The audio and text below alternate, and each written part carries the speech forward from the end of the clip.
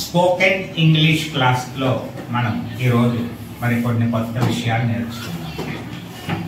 ఇంగ్లీష్లో మాట్లాడడానికి మీరు ఎంత బాగా ప్రయత్నం చేస్తే అంత త్వరగా సక్సెస్ అవుతారు. నేను ఇక్కడ చెప్పిన మాటలు ఒకసారి వినేసి మళ్ళీ మర్చిపోయి మళ్ళీ ఇక్కడికి వచ్చినప్పుడే గుర్తు చేసుకుంటే సరిగ్గా రాదు. మళ్ళీ మళ్ళీ ఏం చేయాలి? ప్రాక్టీస్ చేయాలి. ఇంటి దగ్గర అమ్మకి చెప్పాలి. మీరు ఇంటికి వెళ్ళగానే అమ్మాయి వేళ క్లాసులో స్పోకెన్ ఇంగ్లీష్ ఇది చెప్పావు అని చెప్పి చెప్పడానికి ఏం చేయాలి? ప్రయత్నం చేయాలి. అప్పుడు మీకేమవుతుంది? బాగా వస్తుంది. అలా వస్తేనే కుదురుతుంది. మరి ఈవేళ ఒక కొత్త క్లాస్ మనం చెప్పుకుందాం. అని పేరు ఉన్నారు. సరే, ఇప్పుడు మీకు ఈవేళ ఒక కొత్త క్లాస్ చెప్తున్నాను. నీతో అంటాం కదా తెలుగులో. రాముతో అన్నాం, అప్పుడు ఏం చెప్తున్నాం? విత్ రాము అని. రాముతో అంటే ఏమన్నాం? విత్ రాము. అలా కాకుండా ఒక్కోసారి నీతో వస్తాను అంటాం, నీతో రాస్తాను అంటాం. అప్పుడు నీతో అనడానికి నువ్వు, నీతో అనడానికి యు అనేటువంటి పదం ఉపయోగించాలి. అంటే రాముతో అన్నప్పుడు విత్ రాము అన్నాం కదా, ఇప్పుడు విత్ యు ఏమాలి? విత్ యు అంటే నీతో వస్తాను. అంతే సింపుల్, విత్ యు. ఇప్పుడు నేను నీతో వస్తాను, నేను నీతో వస్తాను. I come with you, I come with you. నేను ఐ కమ్ వస్తాను. ఎవరితో వస్తాను? I come with you, I come with you. అయిపోయిందంటే నేను నీతో ఆడతాను, ఐ ప్లే విత్ యు. అయిపోయింది, ఐ ప్లే విత్ యు. నేను నీతో చదువుతాను, ఐ రీడ్ విత్ యు. అయిపోయిందంటే ఐ రీడ్ విత్ యు. ఇప్పుడు నేను కొంతమందిని అందరినీ అడుగుతూ ఉంటాను, చెప్పగలుగుతారా? అర్థమైందా మీకు? అంటే అస్తమాటు మనం ఒకే మోడల్ కాదు, కొన్ని కొన్ని మోడల్స్ అన్ని కూడా నేర్చుకోవాలి. ఇప్పుడు నేను ఒక్కొక్కరిని అడుగుతాను, అడిగిన వాళ్ళందరూ చెప్పాలి. భవ్యశ్రీ, నేను నీతో చదువుతాను, ఐ రీడ్ విత్ యు. కొంచెం పెంచుతాను, నీకు వచ్చి కదా మరి. నేను నీతో ఇడ్లీ తింటాను,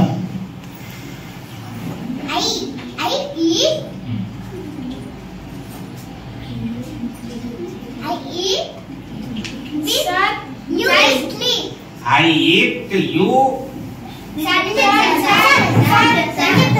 చెప్తావమ్మా? నీతో ఇడ్లీ తింటాను. కన్ఫ్యూజ్ అయింది పాప. Very good, I eat idli with you. SSV ఎందుకు కన్ఫ్యూజ్ అవుతున్నావు నువ్వు? ఒక్కటి గుర్తుపెట్టుకోండి అమ్మా, తెలుగులో ఉన్నది తెలుగులో ఉన్నట్టు మార్చకూడదు. నేను నీతో ఇడ్లీ తింటాను అని ఉందనుకోండి, నేను ఐ, నీతో విత్ యు, లేక నీతో యు విత్ ఇడ్లీ ఈట్ అలా చెప్తే రాదు. నేను తర్వాత సబ్జెక్ట్ తర్వాత వెర్బ్ అంటే పని చెప్పాలి. ఏం తింటాను? తింటాను. ఈట్ తింటాను అనడానికి అయితే ఈట్. ఏం తింటానో చెప్పాను, ఇంకా ఐ రీడ్ విత్ యు అని చెప్పింది. అలాంటిది ఒకటి కొంచెం మార్చి అని కొంచెం చెప్తుందేమో అని. ఐ ఈట్, ఏం తింటావు చెప్పే. ఇడ్లీ తింటాను. ఎవరితో తింటావు? With you. I eat idli with. Idli చివరికి తోసేయకూడదు. ఈట్ దగ్గర ఈట్ ఇడ్లీ, తింటాను ఇడ్లీ అక్కడికి వచ్చేయాలి. అర్థమవుతుందా? ఇంకోటి మళ్ళీ చెప్పి సరి చేసుకోకపోతే తప్ప నువ్వే చెప్పుకో. నేను నీతో క్రికెట్ ఆడతాను,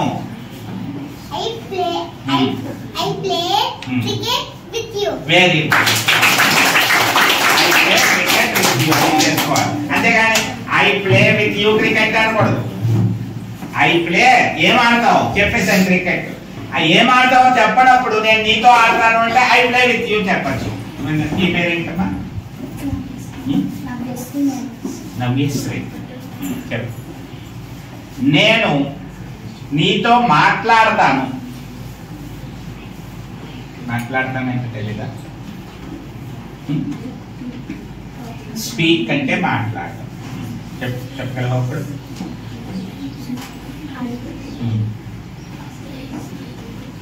కొన్ని ఇంకా సులువైంది ఇస్తాను చెప్పడానికి. నేను నీతో పాలు త్రాగుతాను.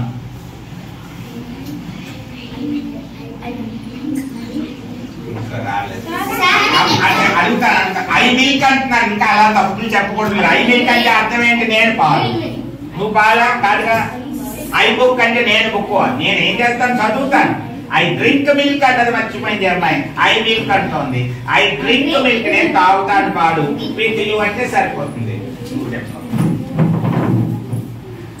నేను నీతో వస్తాను. నేను నీతో వస్తాను. అంతసేపు ఆగు. నేను నీతో వస్తాను. I walk with you. నేను నీతో వస్తాను. నేను నీతో వస్తాను. వస్తున్నా you are I run with you. Very good. Avinash మరి రావడానికి ఏంటమ్మా? కమ్. కమిన్. నేను రావచ్చా అండి అని అడుగుతున్నావు కదా. కమ్ కదా. వెళ్ళడానికి ఏమో గో. అందువల్ల ఏం చెప్పాలి? I come with you. Run అన్నది ఎప్పుడు? పరిగెడతాను అంటే. నడుస్తాను అంటే వాక్ పెట్టాలి. ఈ పదాలు కూడా అర్థం తెలుసుకోవాలి. అర్థమవుతుందా? పదాలు అర్థం తెలుసుకుంటేనే బాగా వస్తుంది. నేను నీతో ఇంగ్లీష్ మాట్లాడతాను.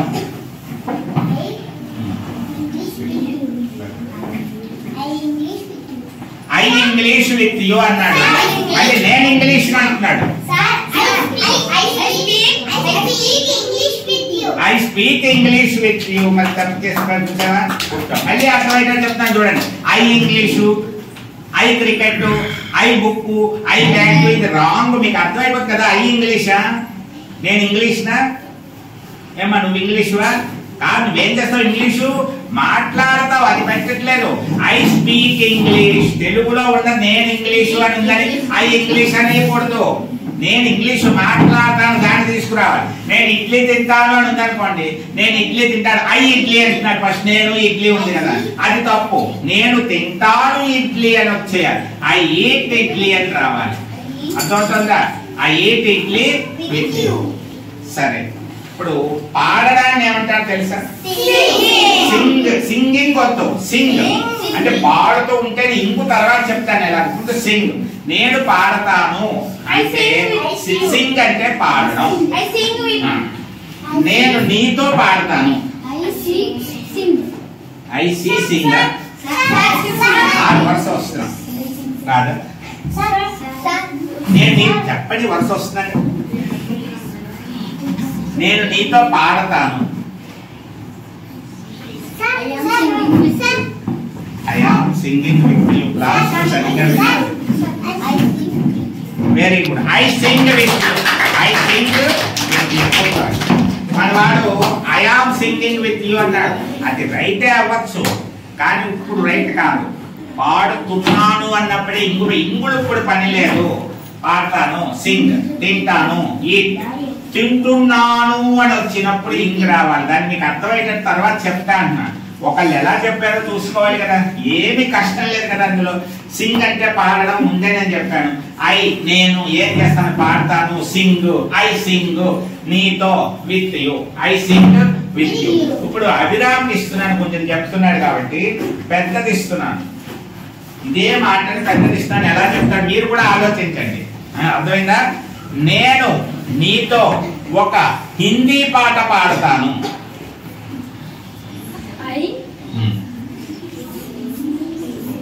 నేను నీతో ఒక హిందీ పాట పాడతాను.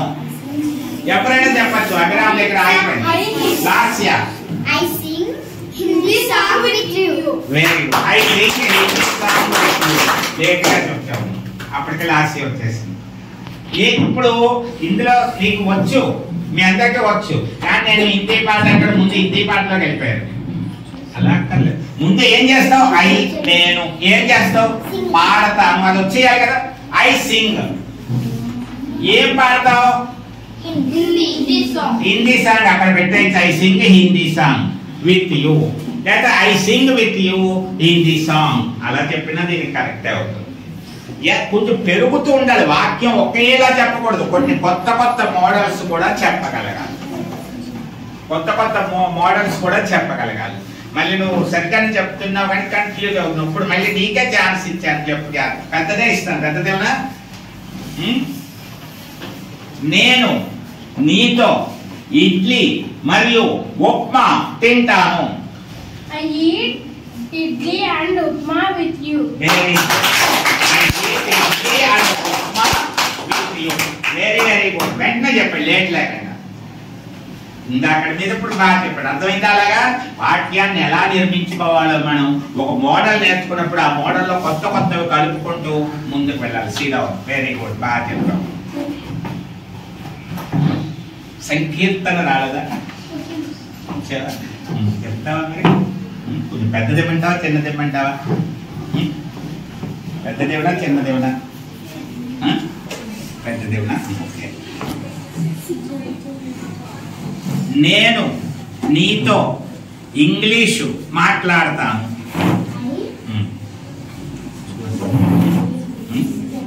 నేను నీతో ఇంగ్లీషు మాట్లాడతాను. అది చెప్పండి, సంకేతం ట్రై చేయండి.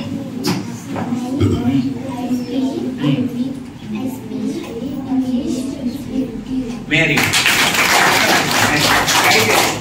ట్రై చేస్తే వస్తుంది. ఐ స్పీక్, ఇందులో కష్టమే లేదు. నేను ఏం చెప్తాను, మాట్లాడతాను. స్పీక్ దగ్గర ఏం మాట్లాడతాను చెప్పేసాను ఇంగ్లీషు. ఎవరితో? నీతో. I speak English with you.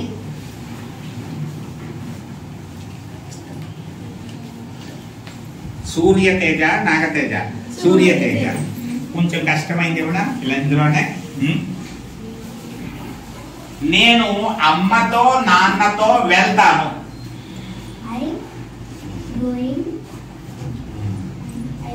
నేను అమ్మతో నాన్నతో వెళ్తాను.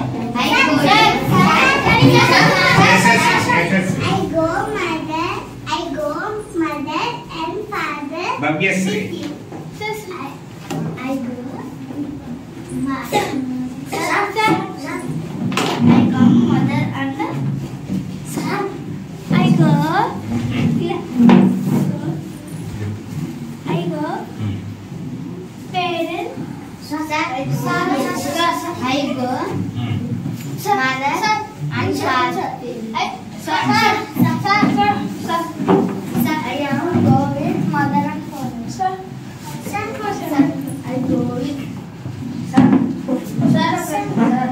నేను అమ్మతో నాన్నతో వెళ్తాను.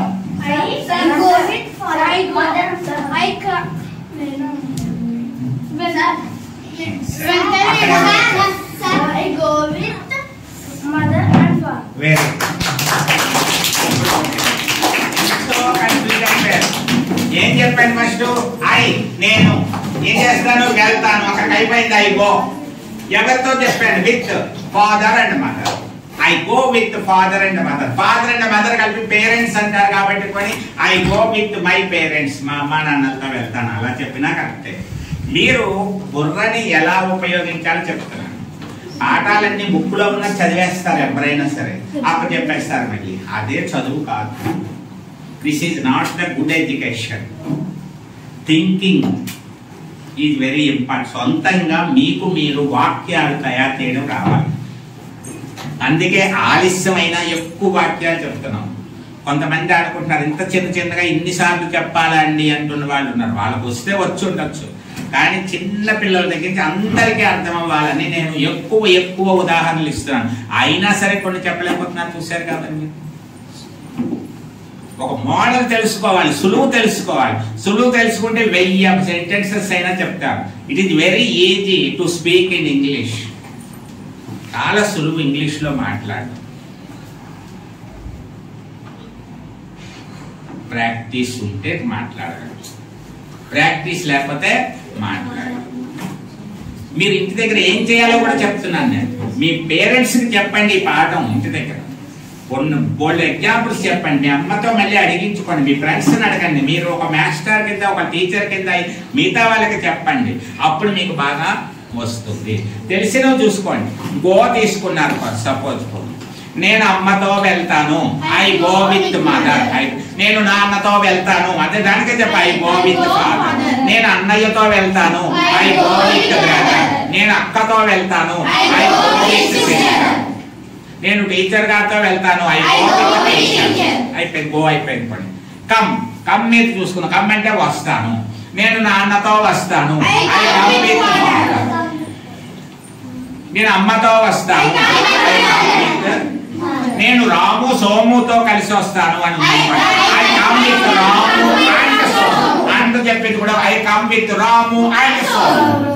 కమ్ అయిపోయింది. స్పీక్ ఉంది, మాట్లాడతాను. నేను ఇంగ్లీష్ నీతో ఇంగ్లీష్ మాట్లాడతాను, I speak English with you. నేను గీతతో ఇంగ్లీష్ మాట్లాడతాను, ఐ స్పీక్ ఇంగ్లీష్ విత్ గీత. నేను నా ఫ్రెండ్స్ తో ఇంగ్లీష్ మాట్లాడతాను, I speak English with my friends. అయిపోయింది.